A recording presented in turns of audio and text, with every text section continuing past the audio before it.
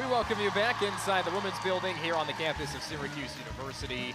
And Louisville has taken the first two sets here so far on this Friday night. Nico Horning alongside Layla Rogers. Happy to be with you here on ACC Network Extra. And Layla, so far, Louisville, obviously the fourth-ranked team in the country. They've looked like it, but Syracuse, from their perspective, they've looked good. They've hung around in both sets so far. Yeah, Syracuse done a great job with keeping their composure on their side and keeping up with what Louisville has to offer. I mean, all right, Nico Horning here with a seven-time Cy Young winner, Roger Clemens. And there also seems to be a misconception of younger players overthrowing as of late. And it's been a trend recently where I know a lot of teams and coaches are trying to cut down on that. What's your philosophy on limiting the overthrowing? Well, the guys are, everybody's so caught up in speed, and velocity. And, pitching is like buying a new house, location or property, location, location, location. Deasia Fair finished with 31 points. Incredible stuff. 9 3-pointers. Yeah, 9. 9 3-pointers for Deasia Fair. The only player for Syracuse to finish in double figures, and the Orange have won 4 straight. Good morning, Alexia. With less than 3 weeks to go in MLB's regular season, both New York teams are in a dogfight to hold their potential playoff spots. They scored one in the third and at least allowed themselves for a late opportunity last night. Gonna have to do it again here in the third. Yeah, absolutely, and expect big things from this home crowd. The Syracuse Mets look to be on cruise control tonight for the majority of the ball game, heading into the 9th inning, up by 2 runs. That was until the Charlotte Knights came back with their bats and also some good vision at the plate to beat the Mets 9-8 in 10 innings tonight here at ABT Bank Stadium. What can the fans expect tonight from this show here in Sacramento? We always say expect the unexpected, because every night we do over 15 things we've never done in front of a live crowd. The first sentence, I think, in your introduction was, I've never worked a day in my life, and I think that was such a cool beginning to the book. What do you miss the most about Ukraine? I just miss Ukraine. I don't know, it's like my home. 4th game in a crunch uniform for Dylan Duke. He got the score tonight for you guys to start it off. What did you see from his play tonight and in his first few games in the HL? He settled in nicely, second period. This series really is shaping up to be the best of the best. The 2 most popular teams, the best players, the 2 most populated cities in the United States, and the top seeds from each league make it all the way. The list goes on and on. All right, so now that the scene is set, let's dive into exactly what has changed in the last 43 years since the iconic franchises last played each other. But I do think the Dodgers, this is their year. And it's tough for me to say it. Every year. I think the Dodgers are playing the Yankees this year in the World Series. And I do think LA comes out of it with a win. I mean, to put a storied Shohei Ohtani year to a World Series ring would be pretty cool. Speaking of skating, you can skate with the Orange. That's coming up here in just under a week. That'll be on Monday, January 20th. Well, speaking of physicality, how does that open an avenue for not only girls but also boys where they can have another opportunity to play football without getting hit all the time? Well, look, it's going to be in the Olympics. There's been some discussion of Syracuse being a college football playoff team, with the field expanding from 4 teams to now 12. Does Syracuse fit into that category at all, Shane? Well, speaking of sports that you didn't exactly focus on in your career, golf, you play baseball at Stanford and football.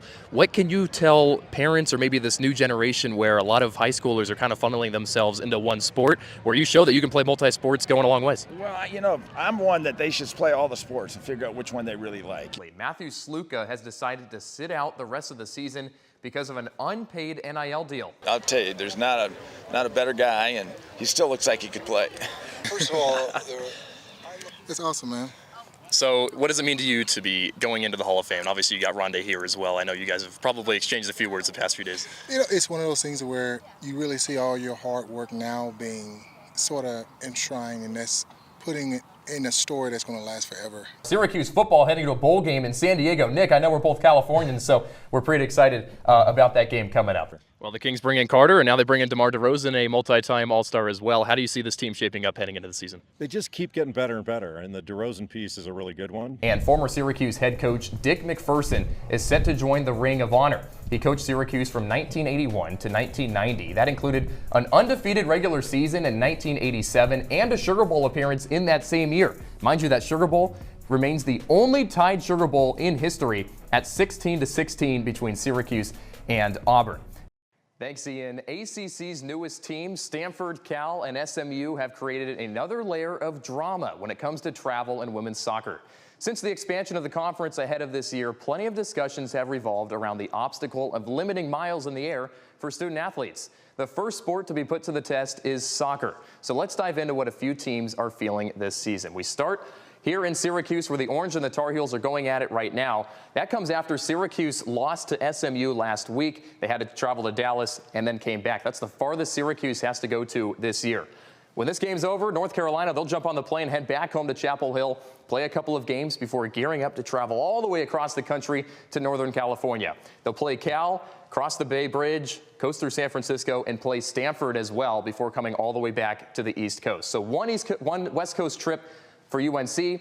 Syracuse only goes to Dallas, but let's take a look at what Stanford and Cal have to do. They have to make 2 East Coast trips this year. One of those includes Wake Forest and NC State. They're playing each other right now before jumping back on the plane all the way to the West Coast. Remember, these planes are not private. They're traveling just like us. They're taking layovers to select cities, so a lot of travel for these student athletes. Their second East Coast trip features Louisville and Notre Dame before jumping back on the plane and heading all the way back to Northern California.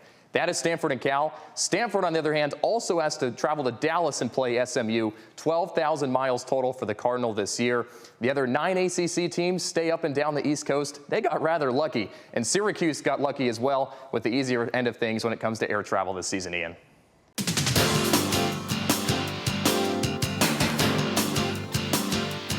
Welcome into sports on NCC News. I'm Nico Horning. Syracuse men's hoops came off an embarrassing loss to Louisville earlier this week, but the Cuse had an opportunity to rebound against Notre Dame, and so did J.J. Starling, who was inactive in the first meeting between the two squads. But he was back to play his former team as we head inside the Dome. Head coach Adrian Autry trying to get his team going early on here today, but it was the complete opposite. Marcus Burton stole the show for Notre Dame, scoring 22 of his 28 points in the first half. The sophomore also inactive the last time he faced Syracuse. But the Orange down 9. Here is Elijah Moore in the corner, draining that three-pointer, and Syracuse with a little bit of a run there at the end of the first half. They trailed by 9 at halftime. Eddie Lampkin blocks that one and sends the lead pass ahead to Elijah Moore, flips it up and in. A good start for the Orange out of the second half. Here is Lampkin again, a little behind the back pass, and Jair Davis draws the and-one opportunity. Orange down by just 4.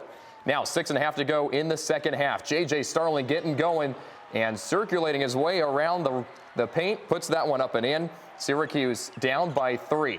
Lampkin goes up, raises again, put back is in, and Syracuse finally takes the lead, the first lead of the game with 4 minutes to go in the second half. Starling adds to that, and the Orange take a 4-point lead after trailing by 17 earlier on in the game.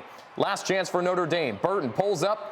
That one just misses the mark, and Syracuse holds on to win 77-69 after some free throws from a double technical from the head coach of Notre Dame, Micah Shrewsbury. Autry pleased with his team's performance. J.J. Starling, 21 points, a season-high 3 three-pointers. And the Orange, again, 77-69, a big win in the Dome. Head coach Adrian Autry credits Syracuse's toughness and defensive presence to claw the win out today.